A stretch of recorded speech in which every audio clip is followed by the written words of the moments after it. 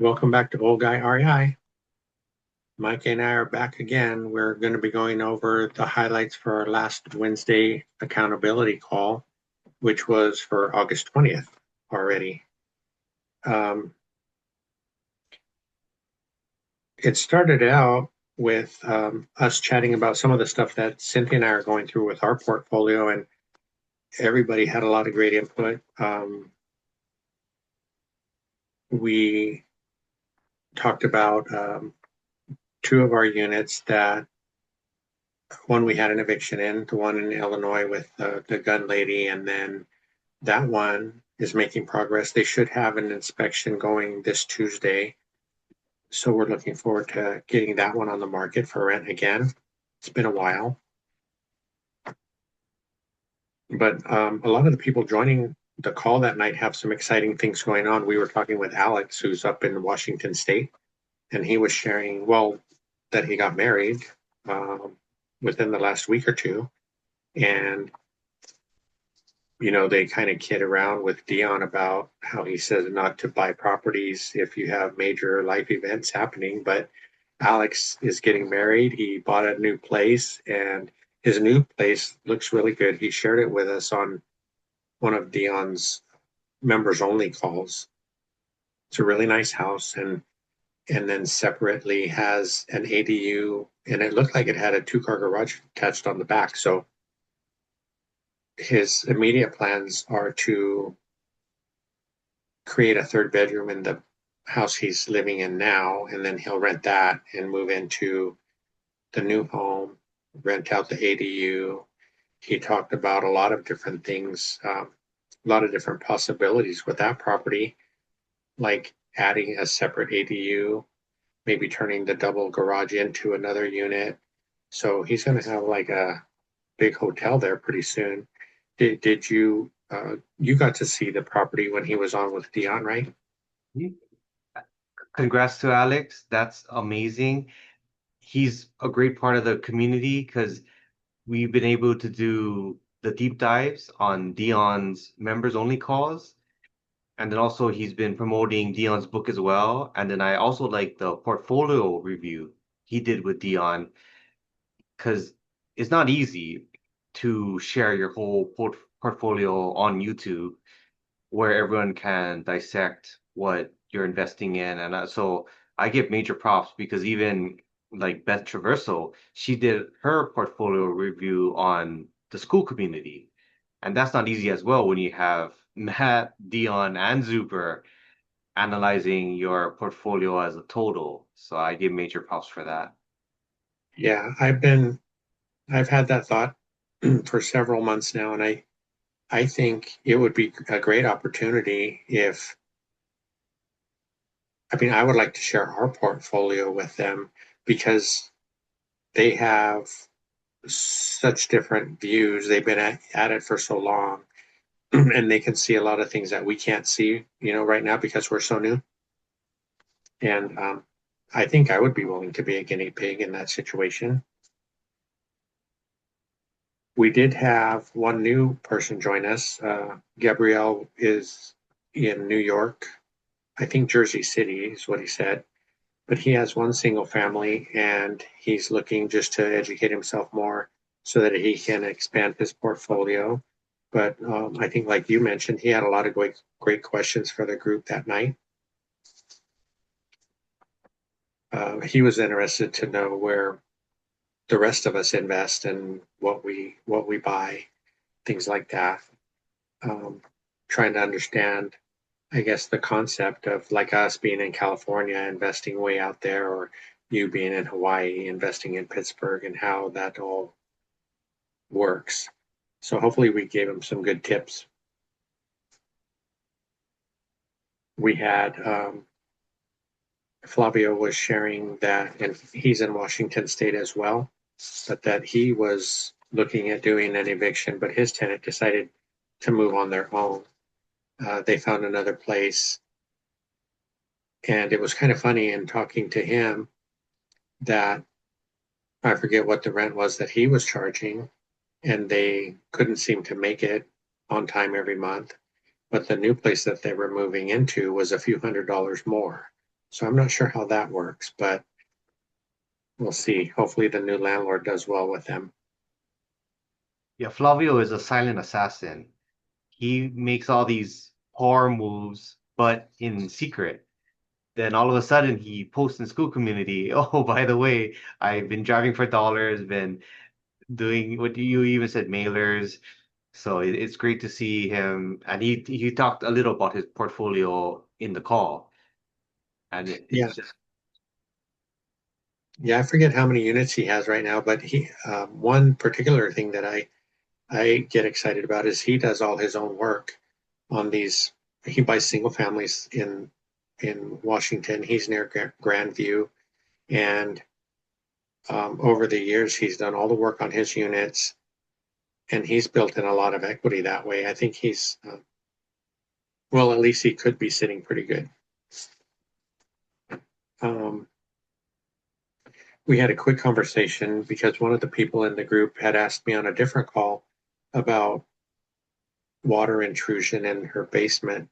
And in St. Louis, in our properties, they all have basements, that the ones that we own. And I was telling her, in my opinion, I don't think you can keep the water out. There's some guys that advertise, cleaning the basement walls and sealing them with dry lock, but I don't think that works. I think when the homes are built, they typically have a waterproofing system applied at that time.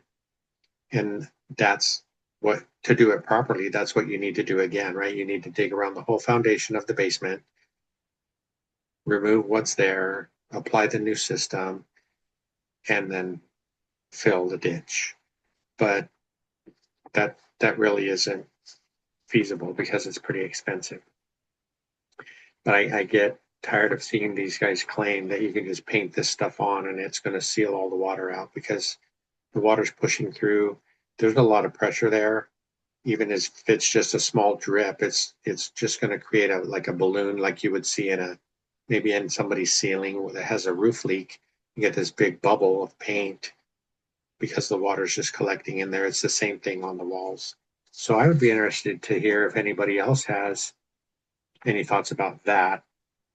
Maybe there's some places that have worked that I don't understand, but um, to this point, I really don't see that working. Um, Not too many people on the call had questions that night, so I just kept asking mine. We had done some conversation in the school community on their platform, and I was asking people's thoughts about, because most of our places have central heating and air, and some folks in the comments were saying that they don't have central air, they just use window air conditioning units. And I guess it depends on the market, right? I guess in a upper class market, people might be accustomed to central air, and if they're looking to rent a place and it only has window units, that might not sit well with them. So maybe your place sits on the market longer or something like that. Do you know on your units? So you're in Hawaii, you invest in Pittsburgh. What do your units have for AC? I have one central AC on a single family, and the rest are window units. Okay. So that seems to be okay in that market and people accept it. I know my mom had a place in Sacramento and that's all she had there too for her rental was window units, but it just seems like every time somebody moved out, they took that with them, even though she had supplied it. So that's something to consider. Uh, we've talked in past weeks also about how, we get excited because our place is renovated and we're going to be able to put a tenant in there, and you think you'll be collecting rent right away. But then if you have a property manager, they usually take a portion of that first month's rent, if not the whole month.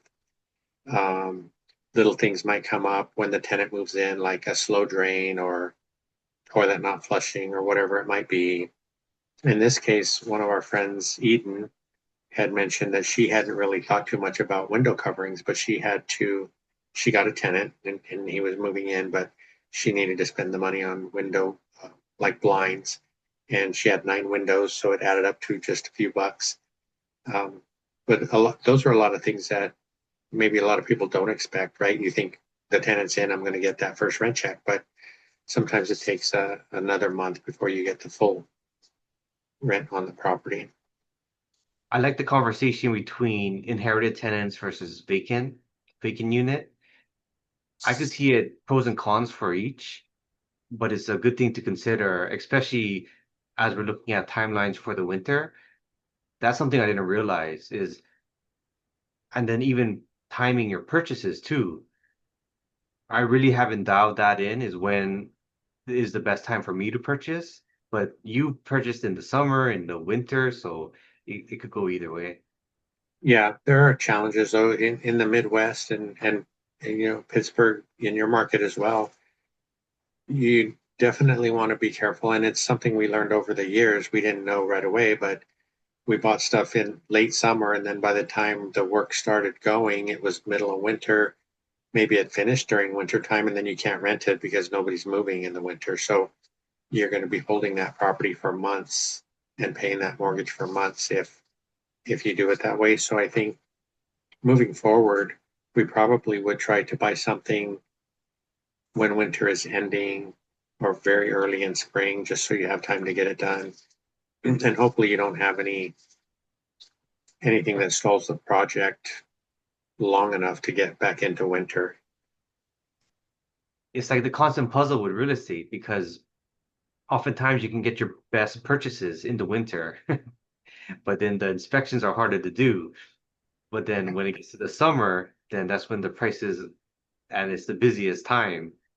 So Yeah, that's when you want to be filling your units. Yeah, I think, and the projects definitely, in our experience, have taken longer just because of winter. When you think about paint and drying times and things like that, it's kind of hard for that to dry when it's snowing outside. Um,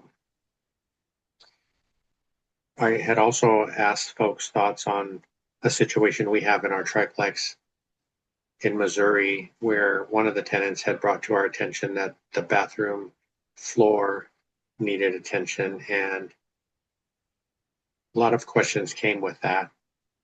Folks were asking um, what the issue was, and I explained that they said there was a small hole in the floor and they could see into the basement. When the property manager went to check it out, they felt that the floor was really spongy, I guess is the best term to put it. And they think that the bathroom will need to be remodeled. So folks were asking, how long had it been like that? How come the tenants didn't let us know sooner?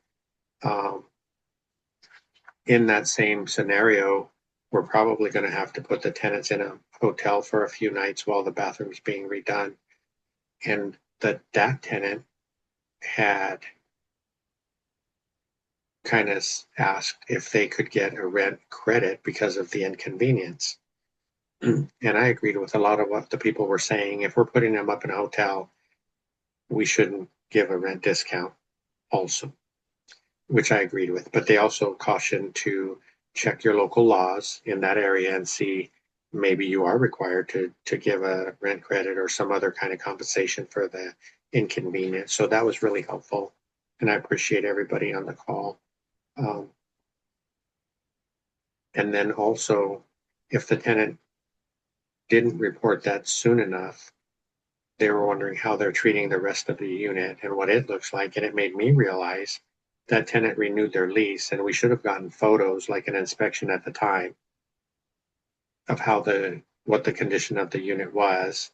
But I realized we didn't get those photos, so that's something I'm following up on, something I dropped the ball on. And if they're not taking care of the place, maybe once we remodel the bathroom and if everything else is in nice shape, might be a good idea to let that tenant go. that's a good point. I didn't even for my renewals. I should do that too, and I made a note, so I'll make sure I check on that too.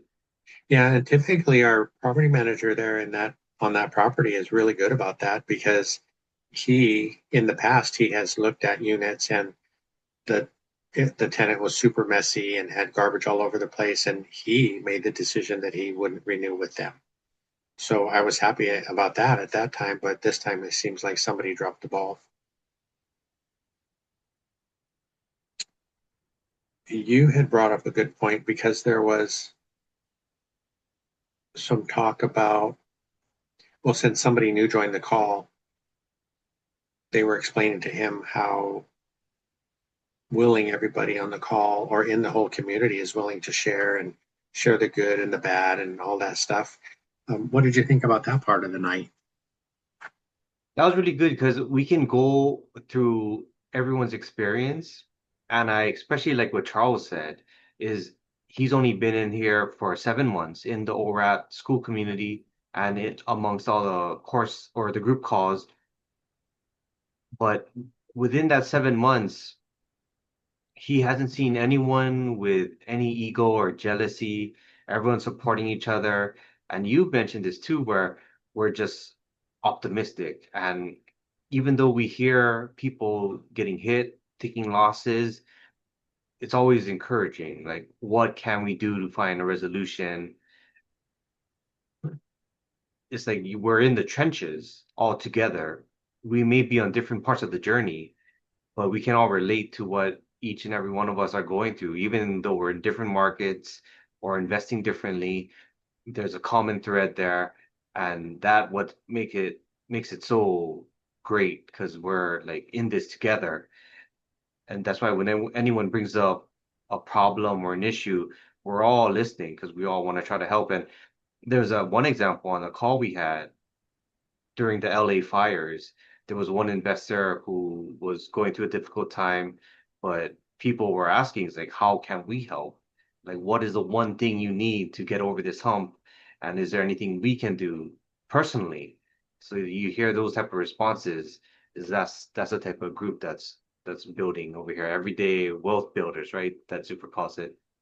Yeah, and that just happens weekly, and not just on our call, but on all the other calls that we join throughout the group. There's several in school. There's Mark does his lives all the time, bringing on people, and they're not always. You and I talked about this a little while ago. Not always topics that maybe they don't interest me or I don't see how they can help my situation. But you never know. They just mention one little thing and something you never thought about or something that would help you, that you can dig into more. So, so I really appreciate that. And there's, like you said, not all of us are doing the same thing. So there's something in there for just about everybody because, if they're doing short-term rentals, we have people in there with that experience that are doing very well. Midterm rentals, they're talking about rent by the room. Um, Alex had mentioned that he was looking into, like, I think it was sober living or something along those lines. Yeah, sober living. Um, and although I don't think we have anybody in the group yet that's doing sober living, we do have people in the group that do rent by the room on different platforms so that they can start there with their questions. And also, people are spread all out across the United States, even some in Canada. Uh, so I know that the rules are way different from between here and Canada too. So, but there's probably 3 or 4 people from Canada that are starting to invest in the United States. So once they get a little further in their journey, they'll be able to help someone behind them learn about financing and how that works when you're not a citizen of the United States and things like that. So it's a pretty special place to be. It just popped in my mind too about the sober living. I remember there was a discussion about the Oxford House as someone having good experience with that. So I want to make sure I mention that next time. Is that a sober living facility? I think it's a program that sets it up for the investor. And I remember there was a discussion, it was a long time ago, but they were saying how they found success using that program from, I guess, from their beginning and their experience with it, they've had good success with it. Yeah, Brett was talking about something that some of the firefighters in Milwaukee are getting into. Is that kind of rent by the room strategy, or maybe it was sober living? But some people don't think they actually want to run that type of a business. But that you don't always have to do that, right? You can prep the house and then rent it to a business that's already established that does that kind of thing because the rents are typically quite a bit higher, so the profit margin is better, and you don't have to deal with whatever headaches might come with that type of a setup. We we talked about the ego and the giving, the willingness to give in the group and all the people, and we also talked about something that I guess I haven't really considered myself, but talking about wins, right? We always, like, I'm always talking about challenges and lessons learned and things like that. And I know people can get help that way. But I asked you a little while ago about any of your wins, and you had to think about it for a minute. And that's what I'm getting at is we don't think about our personal wins, or we don't think things that we've been through are wins. But what was your first thought about any wins in your situation? Yeah, I enjoyed that because when I talked to a lender recently, he was looking at all the investment properties. Then they're all leased out right now, luckily. And just the way that we were taught to underwrite with the 15% capex and vacancy, the lenders don't really look at it that way. And they're saying, wow, they're tracking all of the rents and everything. It's like, this is great. And we can get you pre-approved right away. So it's like you hear it from someone else, and then it reinforces that you're doing okay. Then you take it even a step further out, is like out of the average of 10 Americans, is like how I remember there was stats on it, whereas like it's very rare for an American to have an investment property and to have even two at that point. So it's like you if you're 1 out of 10, and I just see it in the Vegas events. We're a very rare breed because of how frugal we can be and how money focused, investing focused we can be. So I even learn, like I learned so much from everyone else. It's like I thought I was frugal. I'm really not. When you're meeting these type of rare breed creatures, like it just helps you level up your game. But I'm honestly, I don't really, yeah, look at the positives too much, which I should be. Is like what we're doing now, you give it 5 years, and then there was a good talk about planting the seed. It's like you don't check it. I think Nick was had mentioned that. It's like you don't check it as it's growing. Like you don't dig it up. You don't dig it up a year in and check on it. It's like you gotta wait till it actually sprouts and becomes a full-blown tree to really realize the gains you've made and the work you've done. Yeah, although this wasn't really part of the call, but just from you and I getting together and talking, thoughts come up, and we've talked about this kind of idea and how, we're always looking at the next challenge. Sometimes we're wondering, why am I going through this, or you're maybe you're talking to God, asking him, why is he putting you through this or that? But we don't often turn around and look at what we have come through, the accomplishments that we've made. I mean, your simple one was, I closed on all these properties in the last couple of years. That's a huge win, but we haven't really paid attention to that, and we should. I think it would help us keep moving forward a lot better. I know the group helps us keep moving forward, but it would give us an extra nudge saying, okay, yeah, had this property, had a crazy lady with a gun. Now it's being rehabbed. Now it's going to be ready for rent. what we're thinking next is I pray we get a good tenant or a great tenant, right? Not that we've come through all this stuff with her and made it. So I think that was I really enjoyed that talk that you and I just had about that. And But even the example we were going over, you were doing your due diligence on property management and you networked with several people in the same market saying, what is your experience with this property management? What is your experience with this other one? Then you reached out to other successful investors and then you found the one you're set on. You had an interview, then you had them do all the due diligence for the property. And at the end result is that turnover cost was half what was originally quoted with the other one. So it's like all that work from beginning to end, where it's like you're saving a huge amount of money now for the a good result in a good time frame before the winter. Yeah, it's just those results, and that's a huge win in my eyes. But it's like, yeah, we really don't think about that. But like you said,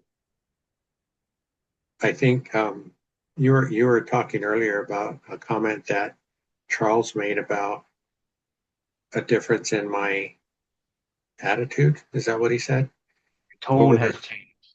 my tone. Yeah, and I made the comment that I was tired of being stepped on, but I think as you and I spoke about that, I what I guess I meant more was over time we learn how things are supposed to be in whatever markets we're in. We learn how things are supposed to run. And for a long time we just take it, right? We take it and take it and take it. And then you feel fed up. So you should have started way before, but you start to learn how it's supposed to be, and you start to train people on how you expect to be treated. I feel fortunate that I'm a contractor, so I can talk to all these people, and they know I know what I'm talking about when I'm asking them to do certain things with our properties. So I guess after a while, uh, and it's probably my own fault that I let it go so long, but in the beginning, I kept property managers too long because I felt bad about having that conversation. I was a little bit nervous. But once you do it once, it gets a lot easier. Hopefully, you won't have to do it too many times, but we've already done it 3 times, 4 times. And like you said, I think we got references this time, some other people that work with these property management companies that we went to. And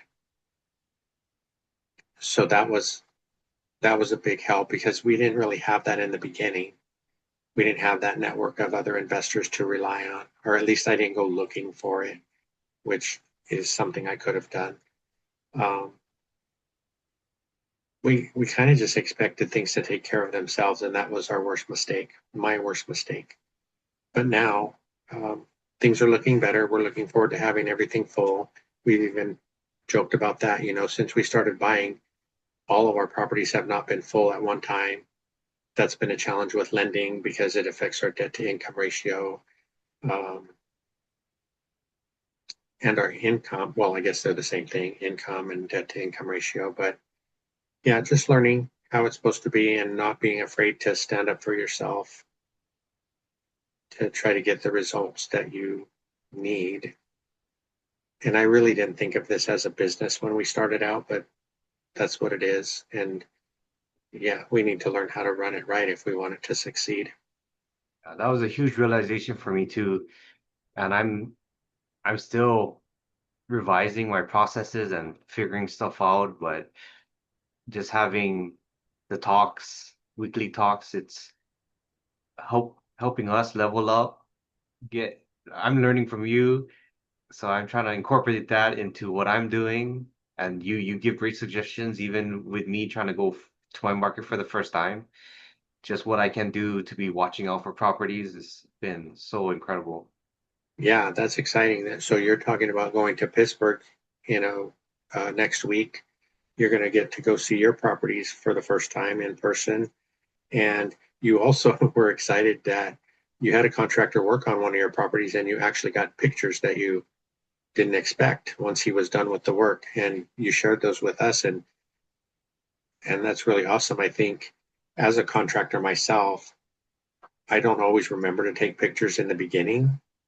Hopefully I take them when I'm finished with the project, but my customers are a little bit different, right? Because I'm working for them here, so they see the stuff happening. But um, I can understand why some contractors, they just want to get the work done, go to the next job, get paid, and those kinds of things. So it's not right at the top of their mind to take a picture and email it to you or the property manager. On in some of our When some of our property managers send the jobs out to the subs or to the handyman or contractors, in the email, it actually states the client requests that photos be taken before and after, and they still don't do it. So, but I think, It's, speaking, oh, sorry. It seems like a price threshold thing. It's like for the higher cost stuff, you get all the information. But when it's the lower small things, it's like no, you're yeah, SOL. maybe they think, yeah, they're barely getting paid, that they can't afford the film or something. But yeah, you and I talk a little bit before each time we record, and I really appreciate all the different topics we get to share with each other and all the experience. Um, and hopefully,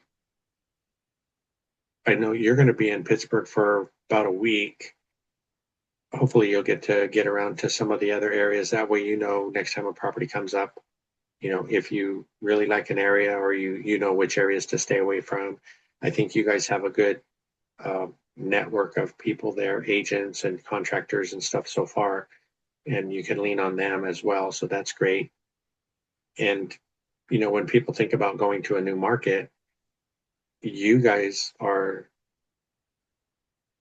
typically the answer, right? Find somebody there who's doing it already, who has systems in place, instead of going someplace where you're on your own and you have to start from scratch. So, and I know, maybe Pittsburgh or St. Louis isn't for everybody, but if you are thinking of going there, they have some good people to bounce ideas off of and get some information from. Yeah, I'm really grateful that got friends Steven and Jack out there. And I throw this out to anybody. If anyone wants me to drive by their place, because other investors have done that for me. And I appreciated that so much when they'll take time out of their day because they're in the same market. They'll go drive by your property, take some pictures, make sure it's not like a hole in the ground. Mm-hmm. That's so appreciative. And we even talked about being grateful. You start off because I learned that from your van confessions. Just having that gratitude and gratefulness in the beginning of your day helps kind of set the tone for the rest of your day so that when you're faced with problems or challenges, you can base it off of just being grateful. You have your life and you have your family and relationships and friends, and we have all this to be able to invest. And that's a good thing to think about. Yeah, I think it was in one of the van confessions where I was talking about how in years past, and I think it resonated with a lot of people. We get up, we go to work, um, everything's going great for the day, but then in that last hour, something bad happens. Maybe not something bad, but I don't know. For me, it would be like to cut my finger or smash my hand with a hammer, and you would let it negate all the 7 or 8 hours of great day that you just had. And I was concentrating on the bad for a while, and it took me, I don't know what finally snapped me out of it, but I had to think, man, you had, 7 hours of really good, smooth going. Why let this one little thing ruin all that? It should be the opposite. Those 7 hours should just be the band-aid for the cut on the finger. We've talked about, you know, over the years, how, like in my profession, a new tool comes out, makes some of your work so much easier, and then you whine about, I wish this would have come out 20 years ago, instead of thinking, wow, I still have 10 or 15 years to use this tool and get all of its benefits. So it's just a mind shift thing. Hopefully people can realize it sooner rather than later. I think a lot of our days would be much better. Um, like we talk about, there's always someone out there who has it worse off than we are, no matter what it is, financially, health wise, relationship wise. Um, but uh, yeah, every day I wake up and I'm thankful that I woke up to face whatever's coming. So we'll look forward to the recap of your adventures on your trip. I know, well, Jack is hosting. Do you know how many people are planning to go? Jack was saying we're looking at maybe 10, 15. Oh, that's a good group. Yeah. Yeah. And was he actually renting a party bus? I believe so. I think that's in the works. And then there's going to be a boat ride too and a historical district walkthrough. So I got my tickets for that. And yeah, it'll be a great networking opportunity. I know there's going to be some rock star realtors there as well. So I'll make sure I take notes and relay as much info as I can. Yeah, that's great. Send lots of pictures while you're out there too. Definitely. It would be great to see. You've shared a couple of your properties with me, but it would be nice to see what they look like today. You've had, you started buying about 2 years ago now. Mhm. Yeah. So I think it's exciting that you get to see them in person. So let us know how it goes. Will do. All right. Yeah. And thanks everybody for joining us again. We'll see you next week.